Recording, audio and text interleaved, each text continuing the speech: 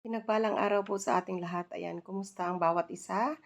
Dito naman po ako upang ibahagi ang salita ng Panginoon upang mapaalalahanan tayo. Gusto ko ibahagi ang salita ng Diyos mula sa Roma chapter 6, verse 22 and 23. Ngunit ngayong pinalaya na kayo mula sa kasalanan at mga alipin na ng Diyos, ang natamo ninyo'y kabanalan at ang kauwi ay buhay na walang hanggan.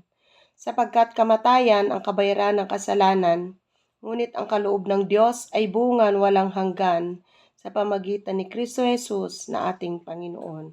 Purihin ang pagkabasa ng salita ng ating Panginoon. Mga kapatid, dito pinapaalalahanan muli ang bawat isa na tayo ay pinatawad na ng Panginoon, pinalaya na tayo sa ating mga kasalanan. Kaya naman yung buhay na walang hanggan ay ating patuloy na makakamtan.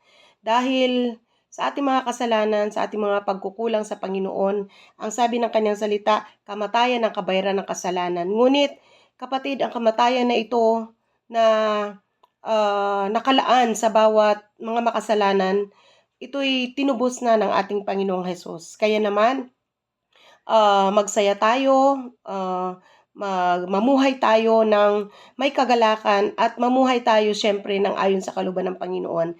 Dahil ang mga pangako ng Panginoon ay buhay na walang hanggan at kapag hindi tayo lumakad ng ayon sa kanyang kalooban, mararanasan natin ang kaparusahan. Ayaw ng Diyos na tayo mapahamak.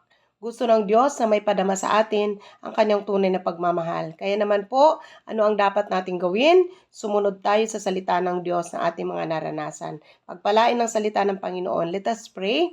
Panginoon, salamat o Diyos sa dakila mong pagmamahal sa bawat isa sa amin. At itong salita mo, magbukas muli ng aming mga puso't isipan upang wag kami magpatuloy na mamuhay sa anumang kasalanan. Pagpalain mo kami, Panginoon, at salamat sa pagpapatawad mo sa aming mga kasalanan. At salamat po sa buhay na walang hanggan na pangako mo sa mga sumusunod tumatawag sa iyo. Pagpalain mo ang bawat isa sa pangalan ni Jesus. Amen, amen. Ayan, so, God bless po sa ating lahat. Ingatan tayo ng ating Panginoon.